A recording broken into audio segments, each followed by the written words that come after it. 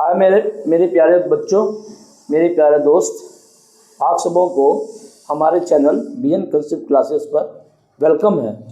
तो बच्चों, आज स्टार्ट करते हैं केमिस्ट्री का चैप्टर नंबर 3। कौन सा चैप्टर? Chapter number 3। अच्छा, चैप्टर नंबर 3 में कौन सा चैप्टर है? धातु और अधातु। आज हम लोग पढ़ेंगे धातु और अधातु के बारे में पढ़ेंगे, मेटल एंड नॉन मेटल के बारे में बच्चों पढ़ेंगे, राइट। तो बिल्कुल ध्यान से आप बने रहेंगे, है ना। बहुत कुछ सीखने का मौका मिलेगा, बहुत कुछ जानने को मौका मिलेगा। तो आप वीडियो स्किप नहीं करेंगे। हाँ, एक बात और, वीडियो अच्छा लगेगा तो लाइक एंड सब्सक्राइब जरूर करना, क्योंकि काफ़ी मदद मिलती है, काफ़ी साहस मिलता है, हिम्मत मिलता है तो आगे वीडियो बनाते रहने का। तो बच्चों चलते हैं, चलो स्टार्ट करते हैं।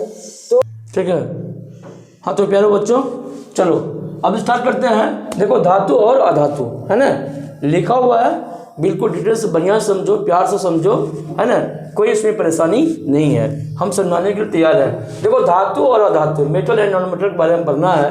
तो मैंने अभी बताया तुम लोगों को तत्व के बारे में, एलिमेंट के बारे में। तत्व दो तरह के होते हैं, एक धातु होते हैं, एक दूसरा क्या होते हैं? अधातु होते हैं। धातु को इंग्लिश में मेटल और अधातु को नॉन मेटल कहा जाता है। तीसरा वर्ग है दोस्तों उपधातु, जिसको हम लोग मेटोलाइट कहते हैं। बारी बारी से सभी के बारे में समझेंगे। तो अभी तक दोस्तों ज्ञात जो तत्व है, अभी तक जो तत्व फाउंड हुआ है वो 118 तत्व अभी तक मिले हैं, खोज भी है, ठीक है ना। तो धातु और अधातु के बीच स्पष्ट विभाजन रेखा नहीं है, कोई विभाजन रेखा नहीं बांटने का, है ना। बट थोड़ा बहुत गुणों के आधार पर, इलेक्ट्रॉन खोने और पाने की प्रवृत्ति के आधार पर, है ना, इसको बांटा गया है कि नहीं। तीसरा वर्ग क्या है? उपधातु है, ठीक है ना। विशिष्ट गुणों में क्रमिक परिवर्तन के आधार पर बनाई तत्वों की श्रृंखला, है ना। क्या है? ज्ञात तत्व कितना है? 118 है। तीसरा वर्ग क्या है? उपधातु है, ये समझ गए।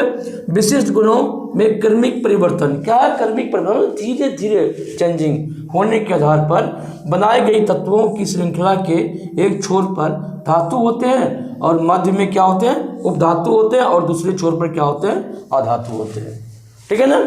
तो एक छोर पे अगर हम पीरियोडिक टेबल भी देखें, आवर्त सारणी चार्ट देखें, तो बाएं छोर पे क्या होता है? धातु होते हैं, बीच में क्या होता है? वो अधातु होते हैं, उपधातु होते हैं, और सबसे दाईं तरफ क्या होते हैं? अधातु होते हैं, ठीक है।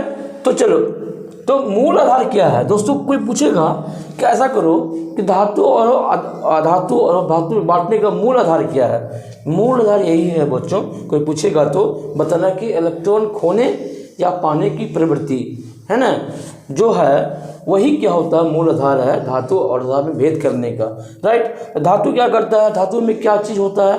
धातु में इलेक्ट्रॉन खोने की प्रवृत्ति होती है। अधातु क्या होता है? इलेक्ट्रॉन प्राप्त करने की प्रवृत्ति होती है। डिटेल में बात करेंगे हम लोग, जब हम लोग बिल्कुल डिटेल पढ़ेंगे इसके बाद केमिस्ट्री, है ना।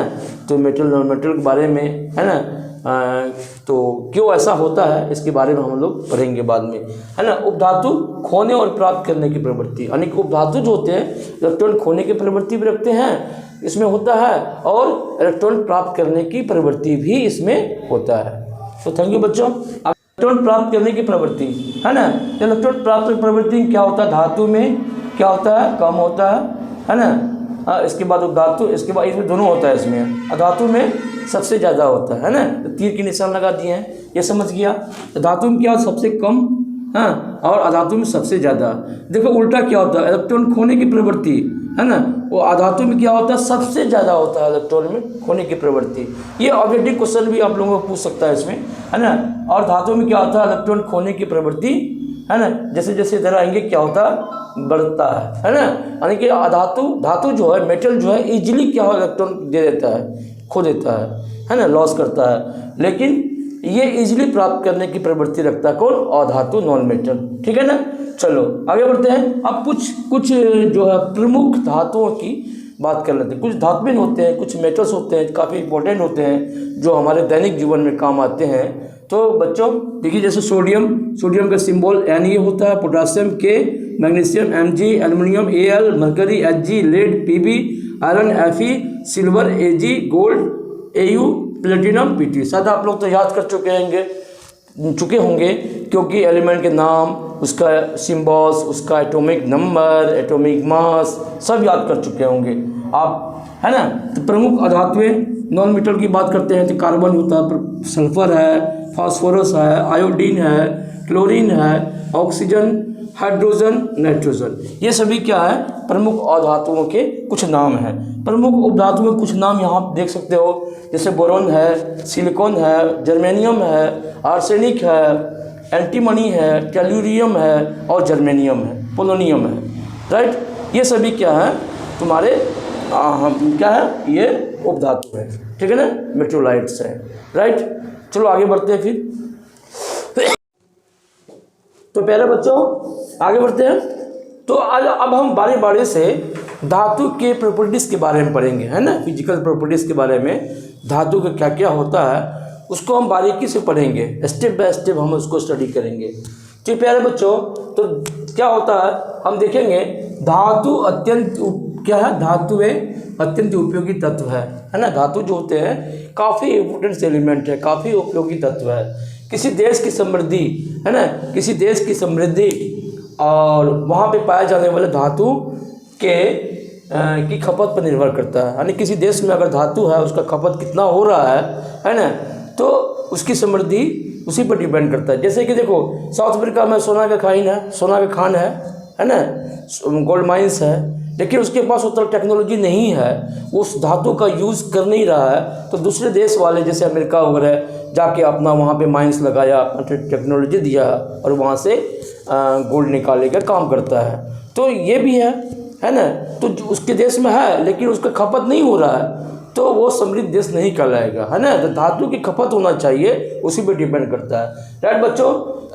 अब दैनिक जीवन वाले धातु का उपयोग, दैनिक जीवन में हम लोग धातु के क्या उपयोग करते हैं, जैसे बर्तन है, हम लोग घर में अपने किचन में बर्तन यूज़ करते हैं, तो बर्तन है, साइकिल हम लोग चलाते हैं, साइकिल है, छोटे मोटे जो औजार बनते हैं उसमें भी धातु काम आते हैं, मकान बनाने में धातु काम आता है, मेटल छड़ वगैरह जो हम लोग लगाते हैं, ये सब इम्पोर्टेंट पार्ट मकान का है। सड़क है, पुल है, डैम वगैरह जो नदी पर बांध बनाए जाते हैं, वहाँ भी बिना मेटल का काम नहीं हो सकता। रेल की पटरियाँ हैं, बताओ, पटरी जो होता है लोहा होता है, वो भी तो मेटल है, वो भी धातु है, तो वहाँ भी इसको यूज किया जाता है। उनके डब्बे, है ना, रेलगाड़ी के डब्बे, बसें, ट्रक, मोटर गाड़ियाँ आदि धातु से ही निर्मित वस्तुएं होते हैं बच्चों, ठीक है ना। सामरिक महत्व क्या, अब सामरिक महत्व की बात करते हैं। तो सामरिक महत्व क्या होता है धातु का, तो कुछ धातुएं देश की सुरक्षा और अर्थव्यवस्था को सुदृढ़ करने में महत्वपूर्ण भूमिका निभाती है कि नहीं है। सुरक्षा और अर्थव्यवस्था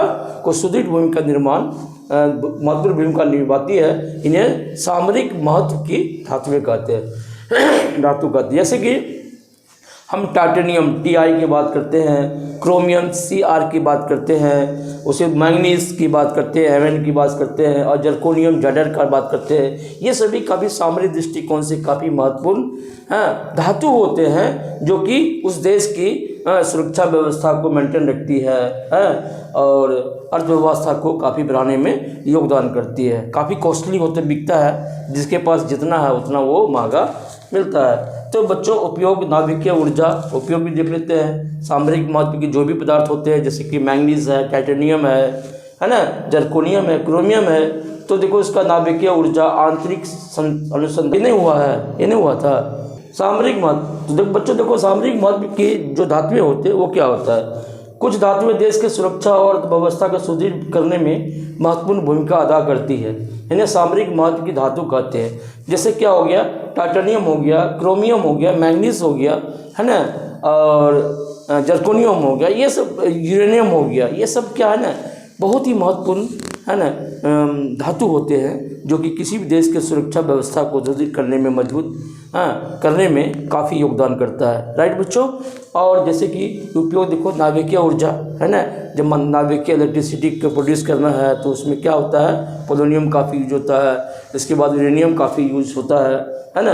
आंतरिक अनुसंधान जो हम लोग करते हैं, इसका उच्च कोटि के स्टील बनाए जाते हैं, है ना, ये सारे सामरिक महत्व वाले पदार्थ से ही, धातु से ही बनाए जाते हैं। जेट इंजन, है ना, इन धातुओं से बनाए जाते हैं, ठीक है।